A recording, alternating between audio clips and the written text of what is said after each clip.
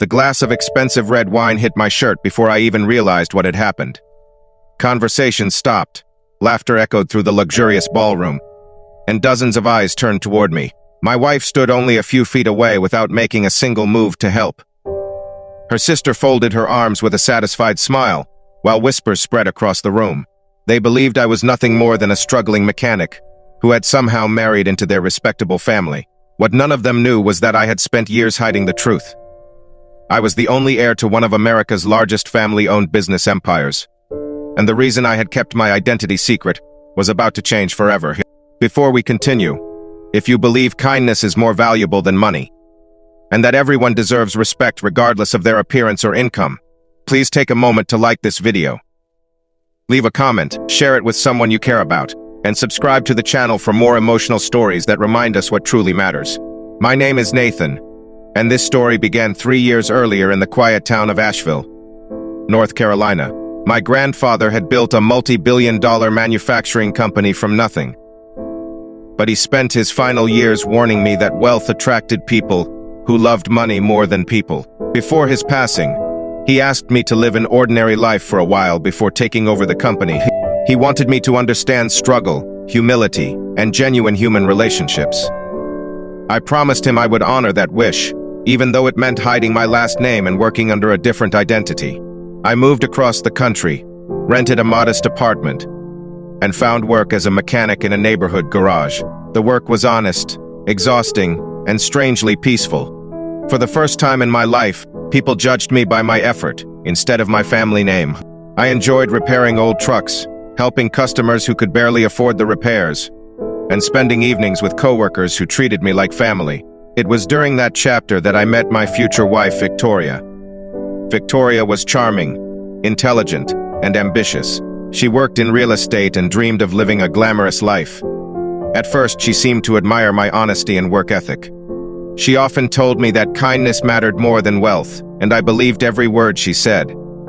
We fell in love quickly, married within a year, and I thought I had found the person my grandfather had hoped I would discover. But after our wedding, little things began to change.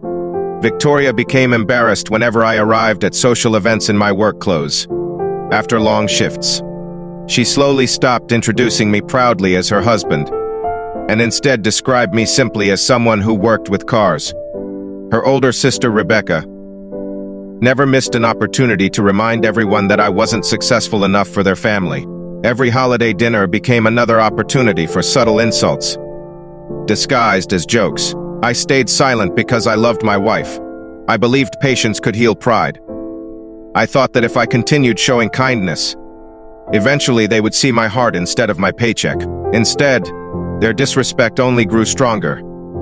Then came the annual Harper family celebration at an exclusive hotel in Chicago. Relatives flew in from across the country, dressed in designer suits and elegant gowns. Luxury cars lined the entrance, while photographers captured every arrival. Victoria insisted I wear an old suit because she said buying a new one would be a waste. Until I earned a better salary, I entered the ballroom hoping this year would be different. It wasn't. Rebecca immediately started making jokes about mechanics smelling like motor oil. Several relatives laughed while pretending not to notice I was standing only a few feet away. Victoria didn't defend me.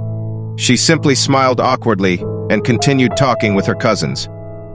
As dinner began, Rebecca intentionally bumped into me, sending an entire glass of expensive wine across my shirt. Instead of apologizing, she laughed loudly and announced that at least my clothes now looked expensive. The room exploded with laughter. What hurt wasn't the ruined shirt.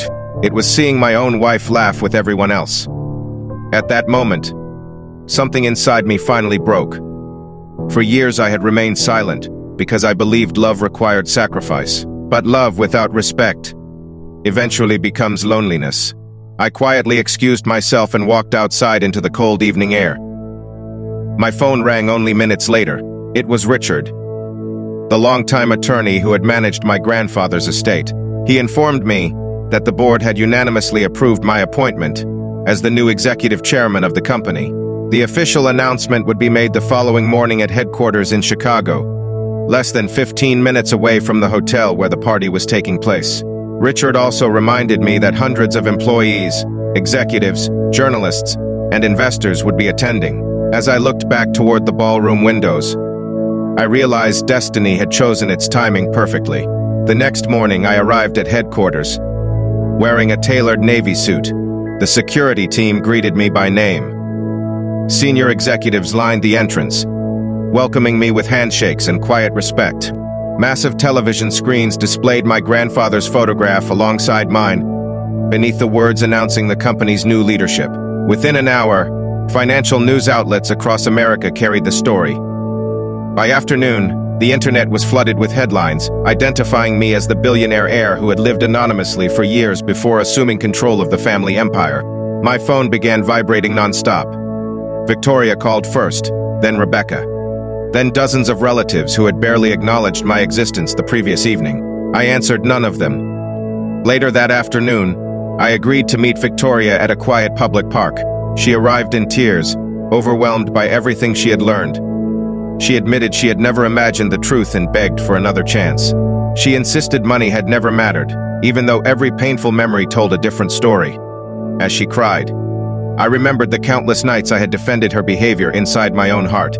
I remembered believing every insult would eventually disappear if I loved her enough. Some wounds cannot be erased simply because the truth becomes convenient. I wished her peace, but I also wished myself freedom. For the first time in years, I chose self-respect over silent suffering. The divorce that followed remained respectful and uncomplicated. I asked for nothing except the chance to move forward with my life. As chairman of the company, I decided to honor my grandfather in a different way than anyone expected. Instead of focusing only on profits, I launched nationwide apprenticeship programs for mechanics, electricians, welders, and skilled tradespeople. I increased employee scholarships, expanded healthcare benefits, and created emergency funds for workers facing unexpected hardships. People often assumed billionaires changed after gaining power. Ironically, I became more grounded after finally accepting who I was. Months later, I visited the same repair garage where I had once worked.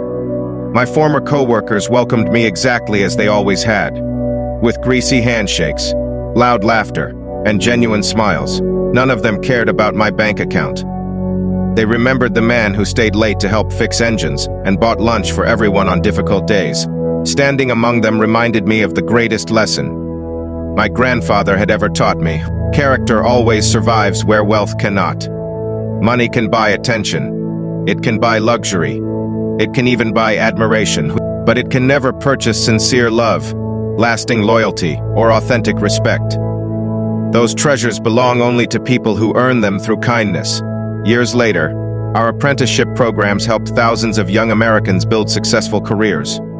Families found stability, communities grew stronger, and every graduation ceremony reminded me why my grandfather had hidden me from wealth before allowing me to inherit it. His greatest inheritance had never been billions of dollars. It had been wisdom.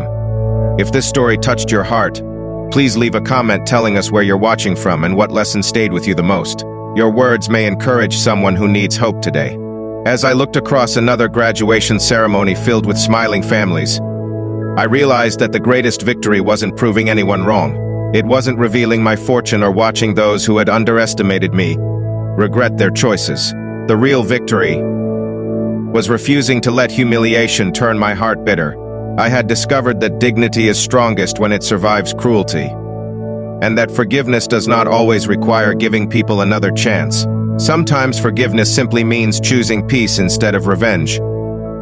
Before this story ends, please comment with the words, "Kindness always wins." If you believe a person's character is worth far more than their wealth, thank you for staying until the end of this emotional journey. If this story inspired you, moved your heart, or reminded you never to judge someone by their appearance or income, please like this video, share it with your friends and family, subscribe to the channel, and turn on notifications so you never miss another unforgettable story. Remember, the richest people are not always those with the biggest fortunes. They are the ones whose hearts remain humble, even after the world finally discovers their true worth.